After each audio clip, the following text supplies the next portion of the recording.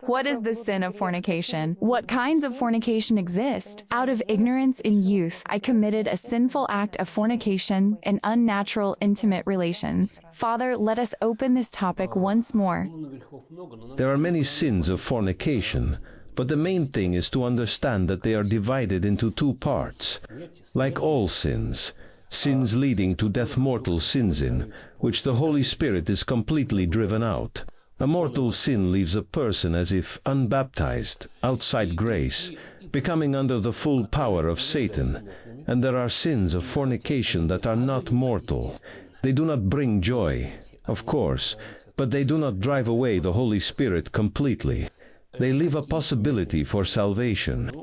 Which sins of fornication are mortal?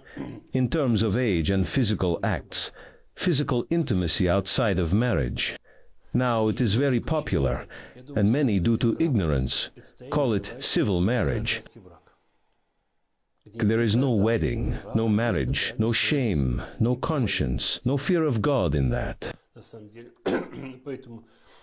As a result of this sin, mutation happens not only in physiology, but also in a person's consciousness and feelings. Such people later become incapable of love. I have spoken with thousands of people and often heard the same story. A handsome, athletic man, using his appearance, repeatedly entered physical intimacy with many different women. He once said, "My rule is never to be with the same woman twice." Later he said, "I've come to the point where I see only meat in women, nothing human." He lost the ability to love. Through fornication, he committed an act of spiritual suicide. Fornication kills the ability to love. A terrible phenomenon. A person cannot help wanting love, yet cannot love. A deep mutation occurs. That is the first mortal sin, physical intimacy outside marriage. The second mortal sin is betrayal within marriage, when one spouse cheats on the other, no matter with whom or where. Besides perversion, there is the fact of betrayal itself. I remember a man saying, "Sometimes, to lift my feelings, I am with someone somewhere, but I love my wife. I won't leave her. Family is a value. I don't think I'm sinning." I asked him, "Imagine you learn your wife thinks the same way and has betrayed you many times. She is not planning to divorce you. For her, the family is a value. Would you accept that?" His eyes grew wide. "No, no, I'm against it, sir."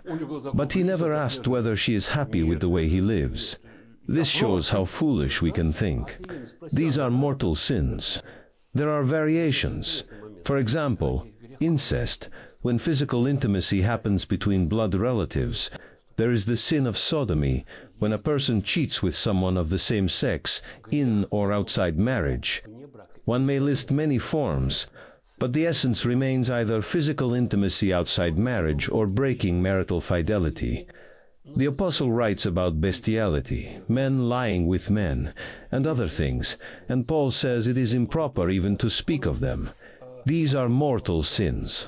There is also a widespread sin in our time that is not mortal. It brings no joy, but it is not a sin unto death. The old Slavic term calls it self-gratification of the hands, also known as masturbation. It is abnormal, but not mortal. The Holy Spirit does not depart completely from a person doing this, though certain distortions appear.